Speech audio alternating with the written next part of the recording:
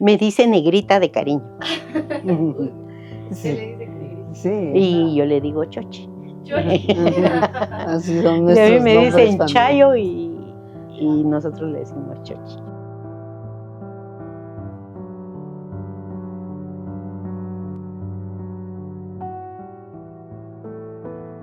Para mí era la hermana mayor que en la que nos reuníamos en la noche a platicar todos los problemas que nos acontecía como familia y los problemas de la vida guatemalteca también, ¿no? Que había muchos acontecimientos que se veían en lo general, ¿no? Pero sí, eran las pláticas que hacíamos de noche tal vez, porque dormíamos en el mismo cuarto las tres y las tres hermanas mayores nos juntábamos y platicábamos de las situaciones que se vivían, ¿no?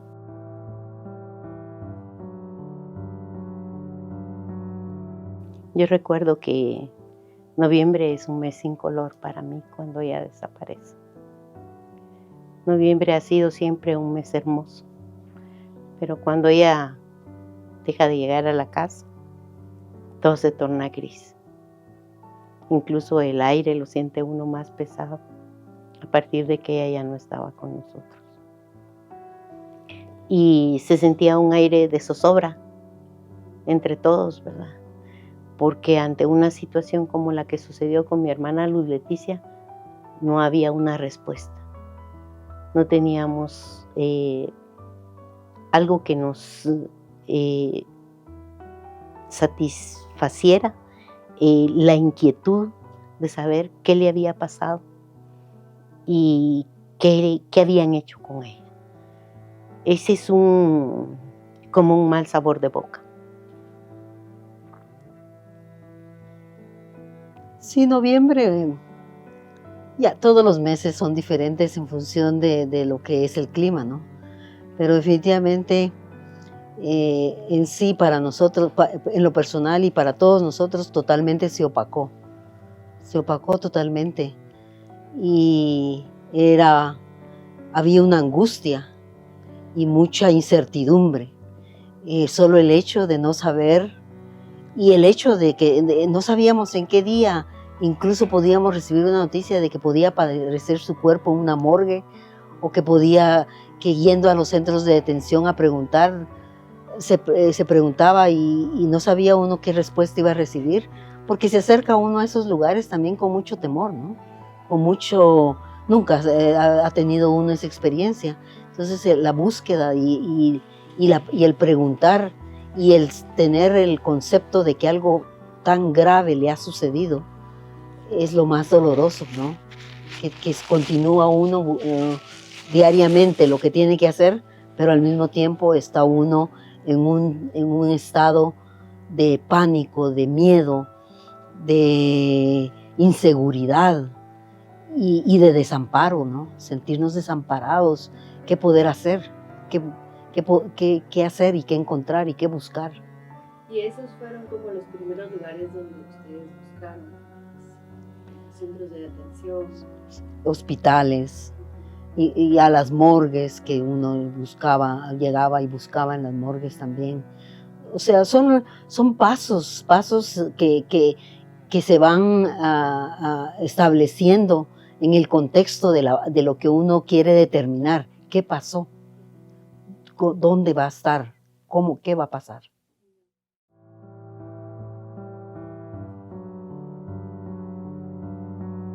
Yo considero que mi padre, con la poca educación que tenía, mi papá tenía un tercero primario.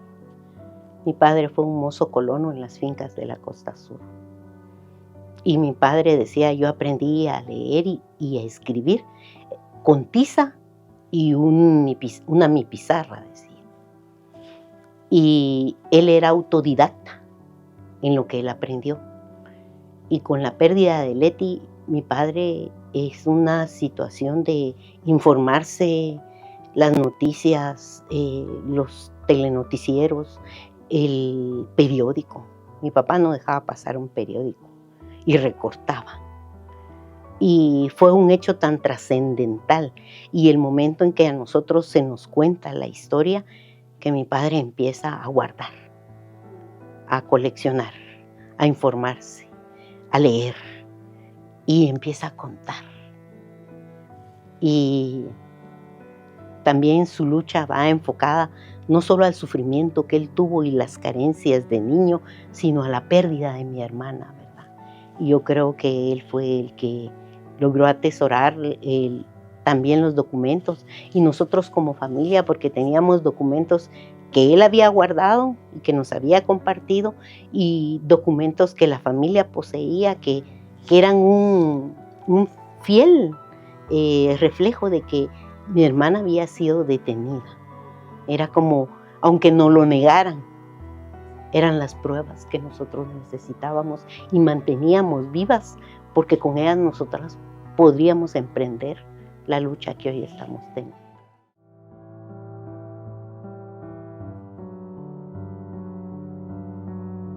En el 2008, lo que sucede es que, bueno, constantemente nosotros siempre buscábamos y preguntábamos, ¿no? Me moví fuera de Guatemala en 1989 y me quedé en Canadá desde 89. Y bueno, cada vez que venía de vacaciones, yo preguntaba y cosas así, ¿no? Pero en el 2008 logré un año sabático y entonces me vine un año completo a Guatemala. Entonces es cuando ya en ese entonces ya estaba lo que es el caso como un caso de averiguación especial, pero que estaba otorgado a la Procuraduría de Derechos Humanos. Pero como caso de averiguación especial, ellos tienen plazos para presentar investigación. Y la Procuraduría trabajaba de una forma un poco lenta y definitivamente nunca presentaba mucho de informes de investigación. Entonces estábamos en ese proceso de que siempre se iba a preguntar a la Procuraduría qué habían avanzado a la investigación, qué sabían y cuestiones así. Entonces vine yo en el 2008, cuando vine, de mi año sabático, hablé con Aurelena y le pregunté que yo quería contratar a alguien jurídicamente, un abogado, para que me asesorara con lo del caso de mi hermana. Entonces hablamos con Edgar Pérez de la BDH y lo contratamos, y con él se inició, él continuó, nos apoyó en las visitas a la PDH para preguntar sobre el caso, pero al mismo tiempo nos apoyó y nos orientó, y yo le hablé a él que yo quería entrar al Archivo Histórico de la Policía Nacional a trabajar, a hacer trabajo voluntario, y él me contactó a Meoño en ese entonces, y entré por 6 meses a ver qué documentos podíamos encontrar del caso de mi hermana ahí, ¿no?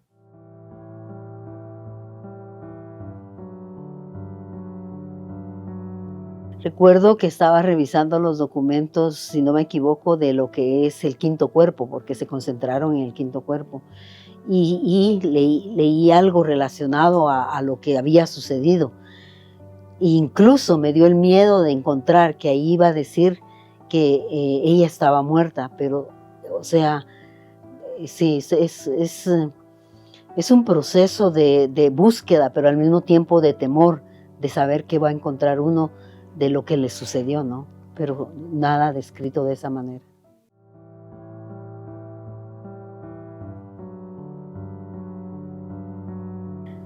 La verdad es que yo voy a ser bien franca. Es algo que anhelamos tanto, es algo que ha llevado tanto tiempo, pero es algo que también en su momento es una manera dulce y amarga de verlo también, porque han pasado tantos años, es increíble, tantos años, que incluso en el proceso las personas que pueden dar su testimonio han avanzado tanto de edad que ya hay dificultades, hay dificultades de poder escuchar, de poder entender. Incluso aún existe el terror, el temor en las personas. Y se presentan retos tan increíbles, porque es todo un proceso, es algo que nosotros nunca habíamos experimentado, en lo personal, nunca habíamos experimentado. Entonces, vamos durante el proceso conociendo y aprendiendo, pero al mismo tiempo vemos las deficiencias de haber dejado y especialmente el sistema de justicia de Guatemala, de proveer lo que es el derecho de justicia para nosotros, nuestra familia, por tanto tiempo, ¿no? Se ven las consecuencias. Y ya las personas no se recuerdan, las personas aún tienen miedo, aún hay terror, hay dificultades, incluso hay personas que nos han dicho, ¿y para qué quieren remover? ¿Para qué quieren? ¿Por qué? Por ejemplo, nosotros entendemos, especialmente en el área rural, ¿no? Hay mucha pobreza, mucha deficiencia, muchas necesidades. Y va uno y les dice, pues fíjese que su testimonio es necesario. Pero ¿quién está haciendo eso? ¿Por qué lo están haciendo? Preguntan. ¿Y para qué? Ya eso hay que dejarlo. Entonces son cuestiones que son bien palpables. Y en cierta manera a veces le hacen a uno sentir que estaré haciendo lo correcto. Pero no, al final estamos haciendo lo correcto. Yo considero, y ayer lo estaba pensando, más o menos en 2006 se inicia la investigación de parte del MP. Y ayer estaba pensando yo que siempre había ya vamos a presentarlo, ya va a llegar el caso, ya estamos a las puertas, murió uno de los imputados, vamos a empezar la audiencia, nos daban explicaciones, hasta nos bailaban como que eran títeres.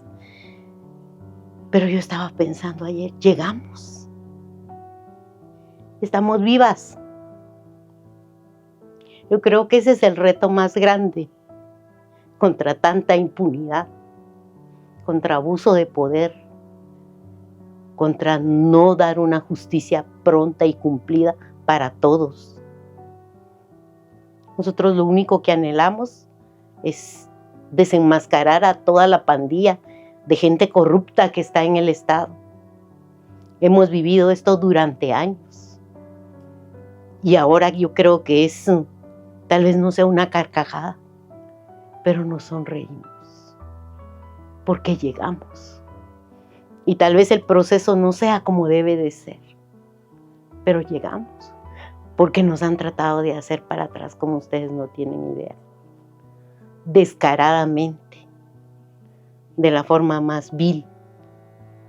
Nosotros sabemos que hay redes de corrupción y el engranaje que mueve todo esto es el abuso de poder, el compadrazgo, el nepotismo, el cuello blanco, porque en las instituciones están colocadas todas estas personas. Y es gente que no tiene vergüenza de nada, que gana del pueblo, porque es el pueblo el que paga los impuestos. Y ahí es donde yo creo que es como un sueño estar en el momento de la audiencia, pero implica una responsabilidad. Y esa es la parte más fuerte, porque todos los días nos levantamos temprano y corremos para estar en audiencia y esperamos seguirlo haciendo.